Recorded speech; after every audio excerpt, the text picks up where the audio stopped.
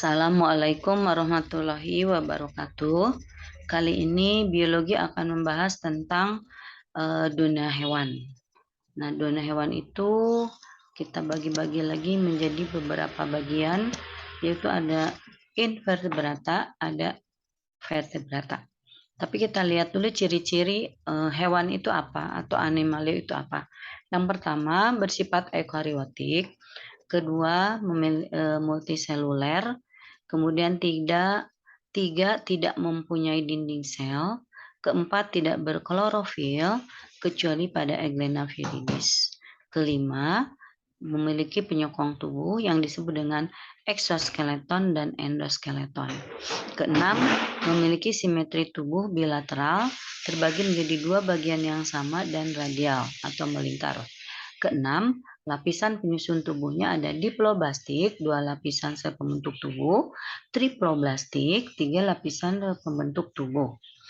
Kemudian ada yang sifatnya aselomata, tidak memiliki rongga di antara usus dan tubuh terluarnya. Ada pseudoselomata, mempunyai rongga dalam yang berisi cairan tanpa dibatasi jaringan dari mesoderm. Dan ketiga, selomata memiliki rongga tubuh yang berisi cairan yang mempunyai batas yang berasal dari jaringan mesoderm. Kemudian tiga kelompok triploblastik ini kalian perhatikan di sini, misalnya ini aselomata, contohnya pada planaria, pseudolomata contohnya pada cacing, pada selomata pada hewan cacing tanah. Kalau ini cacing perut, ya. Kemudian mengenai simetri tubuh, ada simetri radial, jadi terbagi menjadi beberapa bagian yang sama. Kalau simetri bilateral hanya terbagi menjadi dua bagian yang sama. Kemudian penyokong tubuhnya di sini. Ini cairan tubuh, penyokong tubuhnya ini cangkang luar, pada kuda itu endoskeleton, dan pada kepiting atau udang itu eksoskeleton. Kemudian sistem tubuh pada hewan ada yang menggunakan dengan saluran api pada planaria, kemudian ada juga pada udang yaitu dengan menggunakan sistem saluran pencernaan, kemudian pada vertebrata ini sudah lengkap, ada sistem pernapasannya, ada sistem pencernaannya, ada sistem peredaran darahnya, ada sistem sarafnya. Jadi pada vertebrata itu lebih lengkap. Kemudian gerakan hewan, ini pada ubur-ubur yaitu dengan menggunakan otot-otot pada bagian luarnya, sedangkan pada katak dengan menggunakan otot-otot pada kakinya. Pada manusia juga dengan otot. Kemudian penutup tubuh yang khas itu pada ikan dengan menggunakan sisik, pada burung dengan menggunakan bulu-bulunya. Pada manusia dengan rambut-rambut. Nah, mengenai klasifikasi animalia, yaitu ada mulai dari porifera, sulentrata, platyhelminthes, nematelminthes, annelida, molluska, echinodermata, arthropoda, chordata, yang terdiri dari fishes, amfibia, reptil, dan mamalia. Nah, kalian perhatikan yang pertama ya, yaitu porifera. Porifera itu berpori, jadi hewan berpori. Jadi pada bagian tubuhnya, bagian luarnya berpori. Nah, ini adalah struktur tubuhnya. Nah, pori-pori ini dinamakan dengan ostium. Kemudian memiliki bagian sebelah dalam, lapisannya adalah pinakosit namanya. Kemudian sebelah dalam ada yang berbentuk seperti cairan, itu matriks, ya. Kemudian ada bentuk yang tidak teratur namanya amoeboid, dan ada seperti rangka namanya spicula yang terdiri dari zat kapur. Kemudian masuk ke belah dalam ini adalah koanosit. Nah, koanosit ini kalau diperbesar bentuknya seperti ini. Ada nukleusnya, ada mikrofil, ada flagel. Nah, flagel itu ada di sini nih, daerah sini, yaitu untuk memasukkan air dan makanan. Jadi kalau dilihat dari air masuk lewat pori, masuk ke dalam spongosol, dan keluar lewat osculum. Ya, itu struktur tubuh pada porifera. Kemudian contohnya porifera itu ada aplateka, akar bahar, kemudian klatrina biasanya untuk pembersih tubuh, spon juga sama sebagai pembersih tubuh, Niptes nigitalis itu yang melekat di dasar laut, Leptolacifers itu seperti bentuk-bentuk tabung atau botol-botol. Ini ciri-cirinya. Kemudian klasifikasi porifera, ada Calcarea, ada Hexatinellida, ada Demospongia.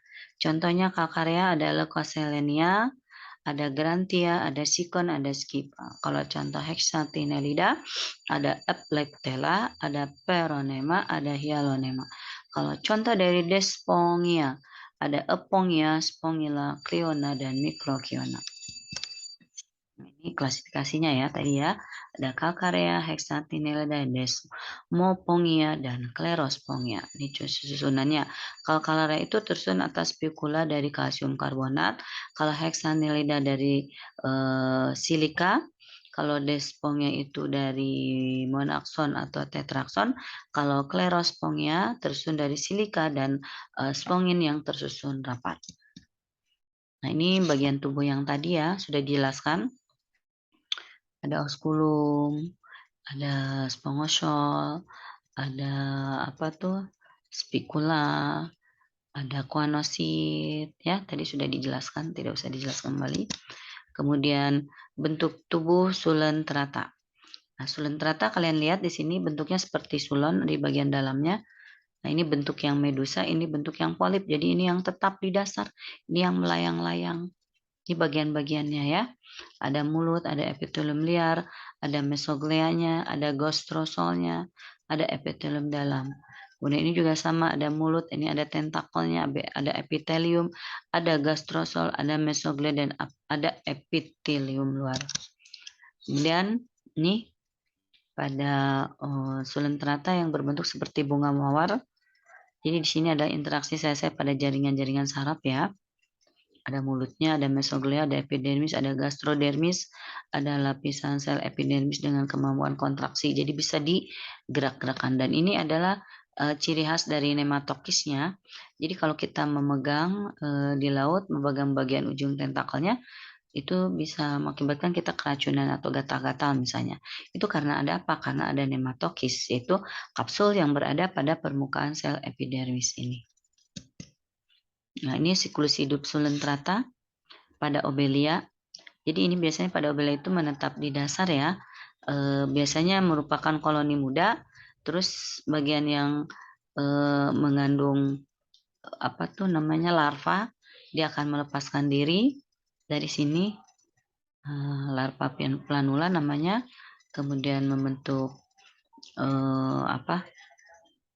ini dari sini koloni muda menjadi dewasa, menghasilkan tunas muda, ada polip untuk reproduksi secara aseksual, ada polip untuk makan. Jadi berbeda-beda ya. Nanti di sini yang tunas muda itu menghasilkan ada medusa jantan, ada medusa betina. Medusa jantan menghasilkan sperma, medusa betina menghasilkan sel telur, bertemu di air, membentuk zigot, ya, kemudian membentuk planula. Dari planula nanti akan tumbuh menjadi koloni muda dan akhirnya menjadi koloni dewasa kembali. Nah, itu siklus hidup obelia. Nah, ini siklus hidup dari ubur-ubur. Jadi yang hidup melayang-layang di air. Itu dari dewasa ini menghasilkan telur dan sperma. Telur sperma bertemu membentuk zigot, membentuk blastula, membentuk planula, kemudian menempel di dasar, membentuk polip, kemudian menjadi polip dewasa. Kemudian membentuk si polip itu medusa-medusa yang baru yang dinamakan dengan Ephira. Ephira dewasa melepaskan diri, akhirnya membentuk medusa dewasa, dan seterusnya. Nah, itu reproduksi pada ubur-ubur. Klasifikasi sulentrata ada hidrozoa, scopozoa, dan anthozoa. Kalau hidrozoa contohnya hidra, kalau scopozoa ubur-ubur, kalau anthozoa contohnya adalah bunga karang. Nah, ini habitatnya ya. Habitat porifera itu kebanyakan di air laut. Kemudian sulentrata juga sama, tapi ada yang di air tawar yaitu hidra, ya. Kemudian tubuh porifera berpori, kemudian multiseluler. Kemudian bentuknya seperti tabung, warnanya bervariasi dan tidak berpindah tempat. Sedangkan sulentrata tubuh simetri radial, struktur tubuhnya dibedakan menjadi dua macam, polip dan medusa. Bentuk polip lebih kurang silindris, ya, yang dewasanya seperti medusa yang seperti payung, kemudian makanannya pada porifera khusus yaitu secara intrasel, bisa bakteri, bisa plankton. Kalau pada suluntrata, partikel organik plankton atau hewan yang kecil memiliki sistem pencernaan yang disebut dengan gastrovaskuler. Sedangkan sirkulasi pada porifera tidak mempunyai sistem peredaran darah, pada suluntrata juga belum memiliki sistem sirkulasi, sehingga pada dinding sebelah dalam dari tubuh hidra berfungsi sebagai pencernaan dan juga sekaligus sebagai sistem sirkulasi. Kemudian ekskresinya melalui oskulum pada porifera. Kalau ini sisa metabolisme dibuang secara difusi melalui seluruh permukaan bagian tubuhnya. Nah, contoh suluntrata ada hidra. Nah, ini ya hidra, kemudian chrysaora, ada Physalia. Kemudian ada Utrisia, ada Turbinaria, ada koral. Nah, itu contoh-contoh yang termasuk ke dalam suluntrata dan juga porifera. Baiklah anak-anak, demikian materi invertebrata khususnya porifera suluntrata. Nanti kita lanjutkan ke materi berikutnya yaitu adalah Platyhelminthes. Terima kasih. Sampai ketemu lagi pertemuan yang akan datang. Ibu akhiri. Assalamualaikum warahmatullahi wabarakatuh.